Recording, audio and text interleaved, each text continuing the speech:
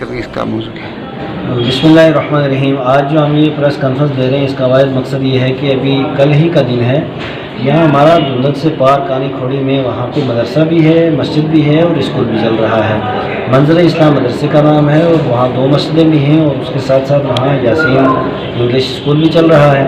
तो अब कल ही की बात है कि वहाँ ZEPO सुरनकोट वहाँ पे गई और जा करके चलो खैर जो कानूनी कार्रवाई उन्हें करनी चाहिए थी तो उसमें तो हम नहीं रोकते, वो करते रहें, लेकिन उन्होंने वहाँ पे नहायत ऐसे अल्फाज कहें जिससे फसाद भड़कने का बहुत बड़ा जो है वो यकीन कामिल है, क्योंकि ये तो कुदरती तौर पे वहाँ पे कुछ इस तरह के लोग नहीं थे जिसकी वजह से एक हादसा होते होते रुक गया, वरना उसकी अहमकाना बातों से और बेवकूफ़ी की वजह से जो है बहुत बड़ा एक फसाद होने जा रहा था। पहला काम ये किया कि वहाँ के हमारे मौलाना साहब, मौलाना आशिक साहब और आलिम व फाजिल भी हैं। एक तो उनको उन्होंने दहशतगर्द का मिलिटेंट कहा, ये बात तो हम किसी सूरत में बर्दाश्त नहीं करें। दाढ़ी रखनी क्या मिलिटेंसी है ये, और दाढ़ी रखनी क्या हिंदुस्तान के कानून के अंदर है कि दाढ़ी बिल्कुल ना रखी जाए यहाँ पे। तो अब ये इस तरह के सरफिरे लोग जो हैं वो बहुत बड़े मसाइल खड़े कर देते हैं। लेकिन मिलिटेंट का वहाँ के बाकी जो टीचर्स थे उनको भी कहा और वहाँ सबको भी कहा, मदरसे के अंदर जा कर के भी बदतमीज़ी की और उसके बाद वहाँ स्कूल के अंदर भी वो सारी की सारी वीडियोज़ बनी हुई हैं। और उसके बाद फिर इससे ज़्यादा दुख वाली बात यह है कि वो जूते पहन करके मस्जिद के अंदर दाखिल हुई। ये किसको इसकी इजाज़त है कि मस्जिद और जो मजहबी मकामात हैं वहाँ जूते पहन करके सारे लोग कदर करते हैं। तो इस तरह के जो एक इक्का दुक्का जो अनासिर हैं उनकी वजह से जो है ये मजहबी रवादारी ख़त्म होती है, भाईचारा ख़त्म होता है और इस तरीके से फिर वो नफरतें आपस में जो है वो पैदा होती हैं। बड़ी मुश्किल से हमारे बुजुर्गों ने, बड़े लोगों ने यहाँ पे हिंदू मुस्लिम सिख ईसाई भाईचारा रखा हुआ है और अच्छी बात है, कुछ की तो मिसाल दी जाती है। अब हमारी DCSP साहिबान दोनों हज़रात जो हैं वो नए हैं, अभी उनको जो है वो पूरे तरीके से मालूमात हो जाएगी, खैर आहिस्ता आहिस्ता पूछ के। हमारी उनसे ये दर्दमंदाना गुजारिश है कि आप इसको बहुत सीरियस लें और ZEPO को सुरनकोट से फ़ौरन हटाया जाए, जितना जल्दी हो सके उसको हटाया जाए और हटा कर कहीं और उसे तैनात करें, और ताकि इस तरह का फितना फसाद हरगिज़ ना हो। और इस तरह के अनासिर पे, इस तरह के लोगों के उनका ताल्लुक किसी मज़हब से हो, किसी फ़िरके से हो, किसी मकतब फ़िक्र से हो, हमें उससे देना देना नहीं, बल्कि इस तरह के शर पसंद अनासिर किसी भी डिपार्टमेंट में, किसी भी शोबे के अंदर कहीं भी हो, उनके ऊपर नज़र रखी जाए और कानूनी कार्रवाई की जाए, तो उनको हटाया भी जाए और कानूनी कार्रवाई भी की जाए। ये हमारी डिमांड है और हमें उम्मीद है कि ज़रूर हमारी इस आवाज़ के ऊपर जो है वो अमल होगा और DCSP साहब जो हैं वो इसके ऊपर जो है वो अमल करके जल्द अज जल्द ये इसके ऊपर पेशरफ्त करके और उसको वहाँ से हटाएंगे भी और कानूनी कार्रवाई भी करेंगे। इसी मकसद के लिए हम यहाँ पे आए हैं। हाँ जी, मैं Kamlesh Sharma, zonal education planning officer Surankote. तो ये जो आज मुझे काफ़ी कॉलें आई हैं इसके रिलेटेड में, कुछ मीडिया से, कुछ जर्नलिस्ट से, तो ये जो कोई वीडियो वायरल हुआ है, तो मैं एज एन ऑफिसर, हमें डायरेक्टर साहब ने ऊपर से ऑर्डर, CO साहब का ऑर्डर था, तो हमारी कमेटी है, इस कमेटी में ये सैद साहब हैं, मुख्तार साहब हैं, ये हमारी कानी खोड़ी के टीचर हैं महमूद साहब, ये भी वहीं पे थे। तो हम ये पूरी टीम, हमें कुछ कंप्लेंट बेस पे कुछ TC का मसला था कि ये बार बार आ रहे थे। ये यासीन पब्लिक स्कूल जो है डिस्प्यूट, इनका डिस्प्यूट स्टडी चौहाना में आगे भी है, इनका एक वीडियो वायरल हो चुका है, बहुत बड़ा मसला बन चुका है और एक्चुअली यही स्कूल था। ये लोग बार बार आ रहे थे कि हमारा TC इशू करो, TC इशू करो। तो हमें आज आधारशिला में CPIS कोड में ये मैनुअल वर्क नहीं है, ऑनलाइन है, हमें कुछ स्टूडेंट्स की प्रॉब्लम आ रही थी। तो मैंने इनको एक बात कही कि मैं खुद फिजिकली वहाँ पे आऊँगी, आपका देखूंगी इंफ्रास्ट्रक्चर क्या है, आपका स्कूल क्या है, कि आपकी एक ब्रांच तो ऑलरेडी कंप्लेंट में है तो दूसरा भी उसी नाम से है, तो कोई बात नहीं है, कोई बात नहीं, इसको मैं देख लूँगी, उसके बाद में TC जो है ये हमने इसको इशू करना है। तो मैं कल वहाँ पे हमने एक स्कूल नहीं बल्कि 3 स्कूलों का विजिट किया मैंने तुंदक में। हम क्या एकेडमी में भी गए, मैं अलॉन्ग विद द टीम गई। उसके बाद हमारा गवर्नमेंट स्कूल है PS कानी खोड़ी, मैं वहाँ पे भी गई, मैंने वहाँ भी विजिट किया। उसके बाद मैं यासीन पब्लिक स्कूल में गई वहाँ पे, तो मुझे ये लोकल में ये स्कूल में मैं कंप्लेंट बेस पे गई थी क्योंकि स्कूल ऑलरेडी ही डिस्प्यूटेड था, इनकी एक ब्रांच। तो मुझे लोगों ने ये बात कही कि यहाँ पे कुछ ये स्कूल नहीं है बल्कि इसको कुछ दूसरे ढंग से इस्तेमाल किया जाता है, जाइए आप तो जाके इसको देखिए। तो कंप्लेंट बेस पे मैं गई तो मैंने जाके देखा कि इनकी छोटी सी बिल्डिंग, 2 कमरे, उनमें इन्होंने टीचर 2-2 और 2-2 क्लासें एक रूम में। एक रूम मुझे इनका लास्ट का लॉक मिला, तो मैंने उनको पूछा कि ये लॉक क्या है, तो इन्होंने कहा कि हमारा स्टोर रूम है तो इसको ये क्या डेड स्टॉक रखा हुआ है, तो हमने भी इतना वो नहीं किया, उस स्टोर रूम को हमने छोड़ दिया, और लास्ट के रूम को हमने छोड़ दिया।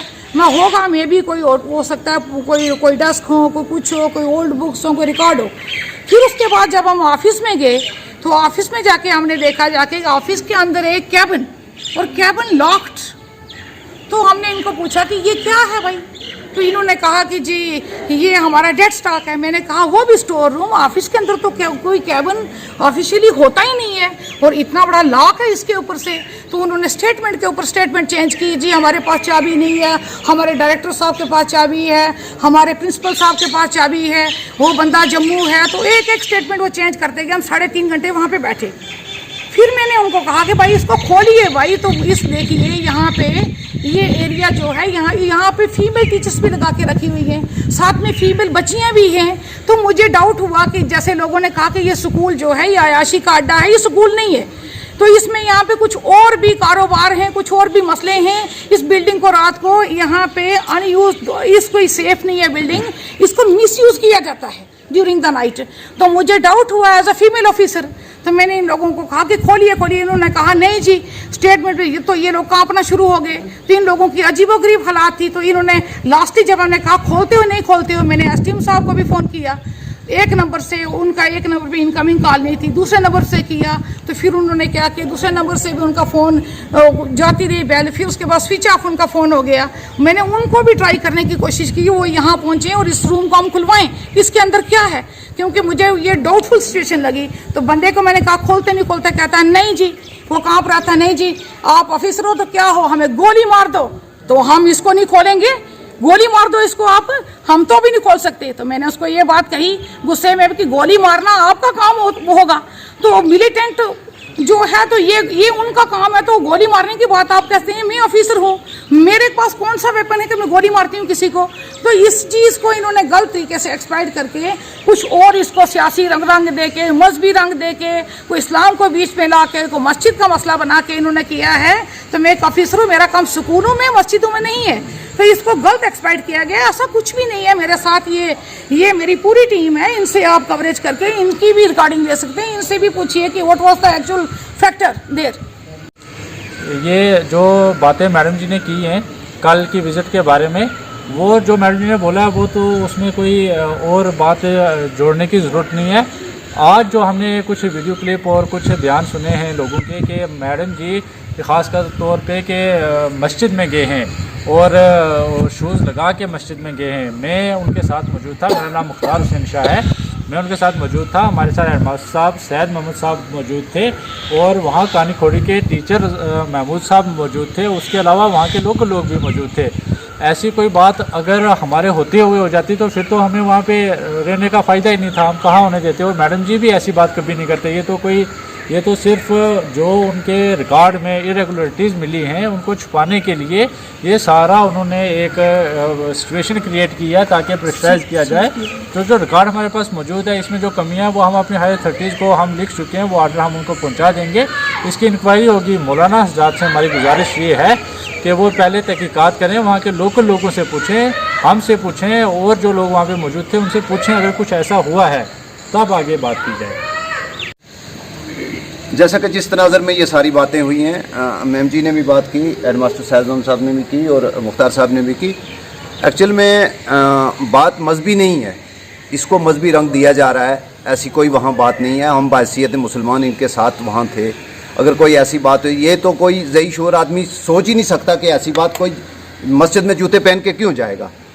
और ये वहाँ उनके रिकॉर्ड का मामला है, ये एकेडमी के मुतल्लिक़ मामला है और इसको वो लोग मजहबी रंग देके, और मेरी गुजारिश है उलमा हज़रात से भी, सिविल सोसाइटी से भी, एडमिनिस्ट्रेशन से भी कि इस मामले को सारा वेरीफाई किया जाए। और कोई बात इस किस्म की हुई ही नहीं तो फिर इसको दूसरा रंग क्यों दिया जा रहा है।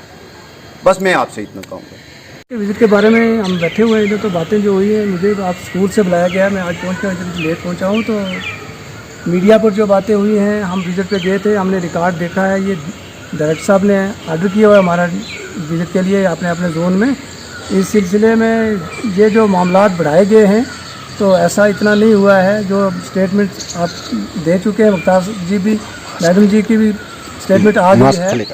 तो इतना इसको बढ़ाने का मसला नहीं है। हमने रिकॉर्ड जो लिया है वो रिकॉर्ड हमने भी वहाँ पर देखा है, हमारे पास मौजूद है, और ये पूरा जो है हम अपने डिपार्टमेंट को दे देंगे।